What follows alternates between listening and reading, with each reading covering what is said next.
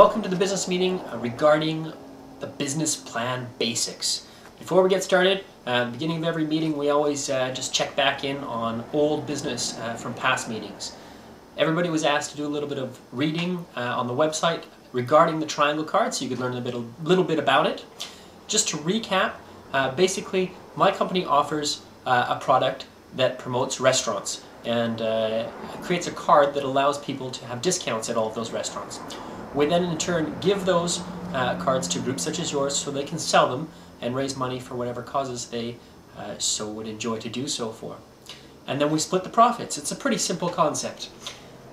Let's move forward on to today's topics. We'll be looking at some of the basics of the business plan.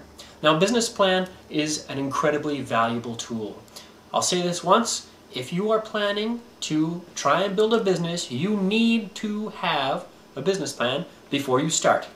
Basically what this is going to do is create a report that's going to look at all the logistics of what it really takes to start your company, and after doing so you'll be able to figure out whether or not it's feasible and smart to move forward. Saves a whole lot of time and also impresses people, because then when you go to speak to them you can offer this report to them and they can see exactly what you're talking about. The topics that we're going to cover today, we'll be looking a little bit at what a mission statement is. We'll be talking about how to make SMART goals, and finally we'll be identifying a bit of who your core market is going to be through this process. The rest of the sessions that we'll actually be doing after this one will also all tie into actually building a business plan, and this is just some of the starting grounds. So if we look at what a mission statement is. Mission statement is basically usually one or two sentences that really gives people a focus of what your company is trying to achieve. To give you an example, Coke has a really good one. Let me just look it up here. It is to refresh the world in body, mind, and spirit. Doesn't really say much about selling lots of Coke, does it? No, but when people that work for Coke look at this statement, they realize that they're selling more than just a soft drink, and they're trying to basically improve people's lives. My mission statement for my company, if you had a chance to look through the website, is to help members of a community help themselves. Now, basically what I've done is I've set up a company that allows people to take action when they see that there's a need. And that's really what I try and do, and that's actually why I've done this program, is to try and help people learn a little bit and help each other out. I don't really worry about the money part of it. I know that everybody wants to make £1 million because it would just be fun to have in your bank account and fly off to Paris whenever you want and fly to Canada and goof off and learn all sorts of new things. But you know what? It really doesn't mean that much at the end of the day to have a whole bunch of money if what you're doing doesn't really satisfy something deeper inside of you than just having a big bank account. So this is a good opportunity for you to learn a little bit about yourself and through using passion with a different cause, be able to help them raise a little bit of money and learn some things in the process. So on your assignment today, you're actually going to create a mission statement.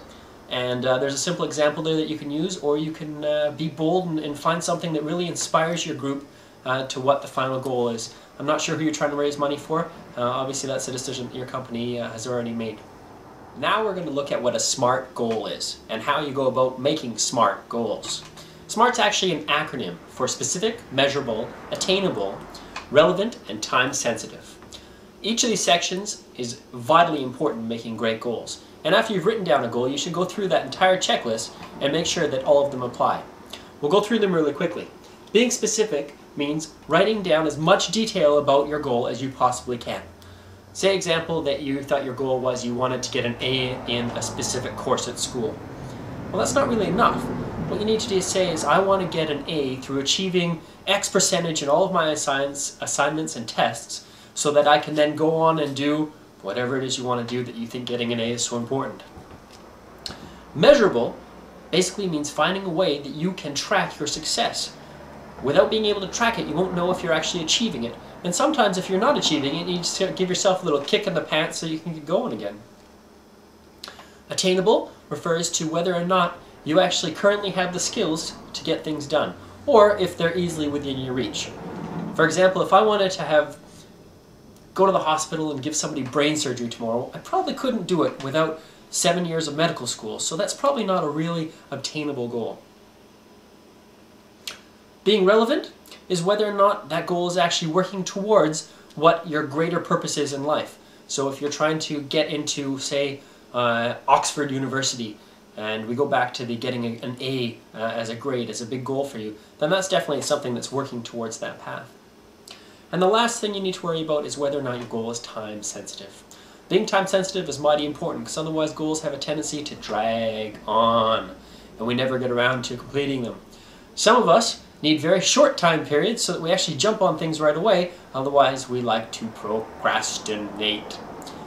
Not that I'm sure there's anybody in this room, including myself, who's ever procrastinated on anything. So those are the basics of the SMART goal. Make sure to go through that checklist, being specific, measurable, attainable, relevant, and time specific after every goal that you write. The last thing we're going to talk about today is identifying who your market is that you're going to be selling the Triangle card with and doing the fundraising with. Now, I don't know if you know it or not, but there are almost 7.5 million people in the Greater London area. Now, when we take away kids, because they probably won't buy anything, and we remove people that live in the same households, like families probably won't buy a card for every member of their family, but probably one for the family, we end up with a number that's a little over 3.5 million people that you could potentially do fundraising with for your cause. That's a lot of people. What we want to do today is identify some of those groups so that as we move forward and talk about marketing in the future, then we can refer back to this lesson and work from there. So we need to think about is what type of people do you think would best apply to going to restaurants? Well, let's see. I go to restaurants, so that's business people maybe, or maybe people my age. I'm 33, I don't know if you knew that. Maybe it's people in their 30s are a good group for you. Maybe parents are a good group. Anyways, that's all I'm going to tell you. You can figure out the rest. Do some brainstorming with everybody, and we'll get that list together so that we can work on it in the next time. We'll talk to you in the next session.